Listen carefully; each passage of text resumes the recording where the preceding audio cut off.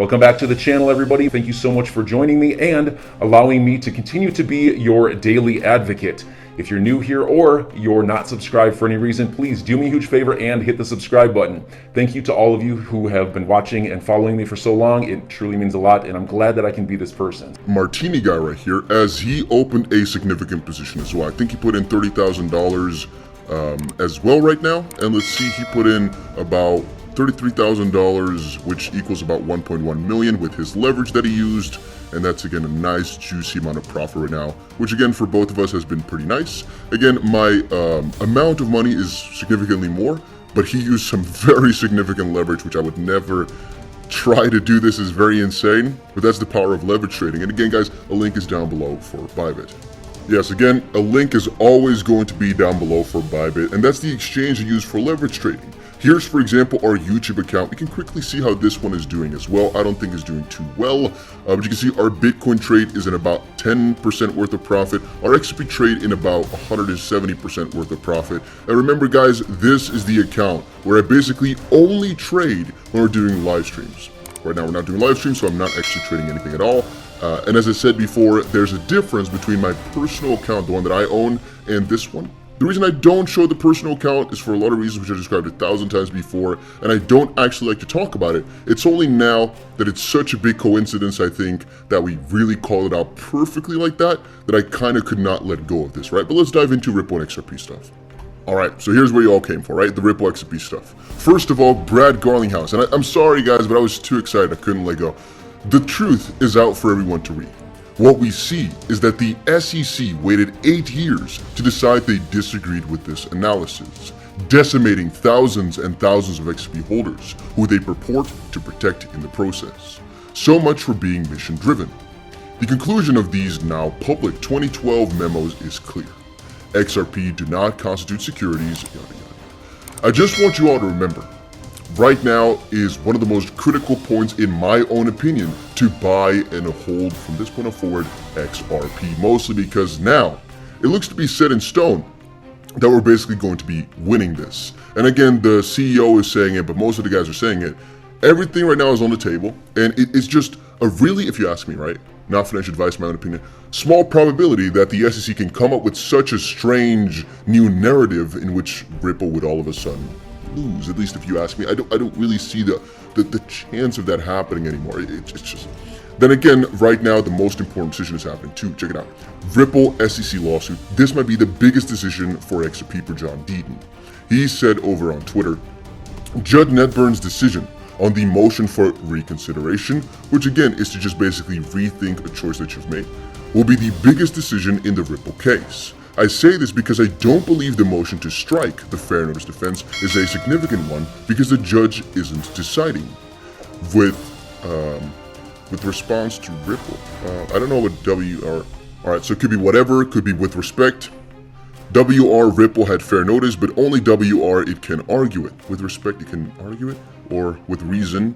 There's so many different things that WR can mean. Maybe there's one in the legal, jargon that it always means, but I honestly do not know. I think we have the tweet open here as well. We have it open here. It's a thread. So it's John Deaton always goes on like this, and it usually takes a couple of minutes out of your day to update yourself what John Deaton has said over on Twitter, as he usually goes on a pretty big rant, but it's important. He knows a lot of this stuff. The reconsideration motion really relates to the 63 emails containing drafts and comments regarding the Hinman ETH is no longer a security speech. The final version of the speech discusses both Bitcoin and ETH. The final version does not refer or mention XRP.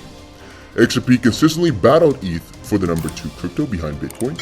In January 2018, 6 months before the Hinman speech, XRP hit an all-time high above $3, making it the world's second largest crypto. What are the chances of XRP not being raised at all in any of these 63 emails? What are the chances that at least one person in the email chain brought up XRP? One person in the email chain could have posed a very reasonable question such as, what about XRP? Now, when someone understands how ETH was created and utilized and how XRP was created and utilized, it becomes very logical to ask. For example, attorney Wendy Moore, a partner of Perkins Coie, a law firm very knowledgeable of both ETH and XRP, asked that very same question right there, a little bit ago. To be blunt, once you understand both ETH and XRP, it's impossible not to ask that question.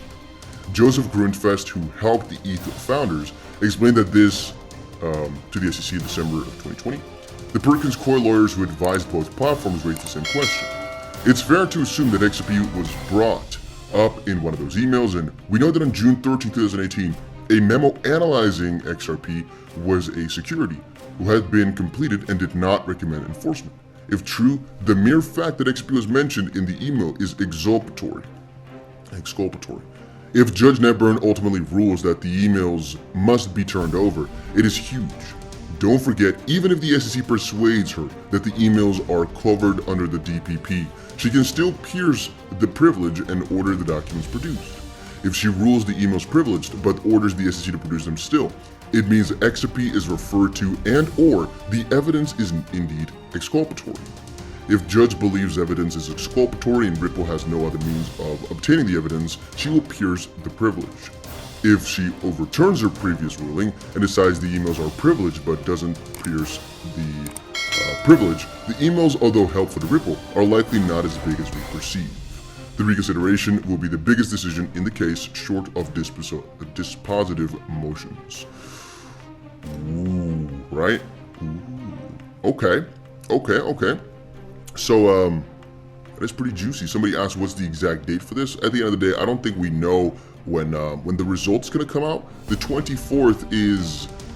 Ooh, my dates are actually a little bit wonky this time around. I usually am really good with all the exact dates for the Ripple v SEC lawsuit, but in this case, I'm not exactly sure what dates are for what anymore, because what we've been seeing is that, that a lot of documents have to be produced, but not necessarily the judge's decision has to be on a specific day, right? So we can see the motion for reconsideration itself potentially that day, which is just why exactly that the judge would have to, for example, reconsider something, but maybe not the result, because I don't think there's a set date for when the judge should reply by, right? Doesn't make a lot of sense.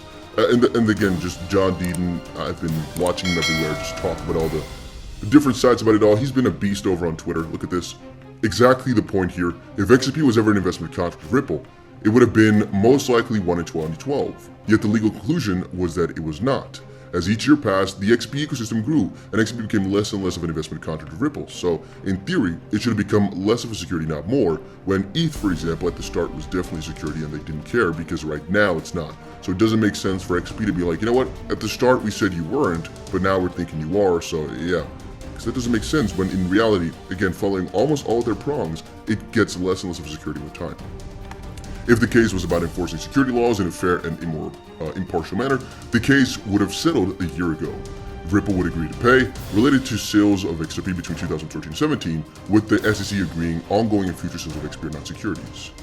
But the things are definitely not following the normal way right now. I think that's most crucial to say here. Things are not moving in the normal fashion which we thought or should think they are, and it's just a sad world. So enjoy your day, everybody. I'm always here for you. Leave any comments or questions below, and be sure to subscribe. But thanks, everybody. I really appreciate you. Enjoy your day, and I always have your back. So thanks so much, everybody.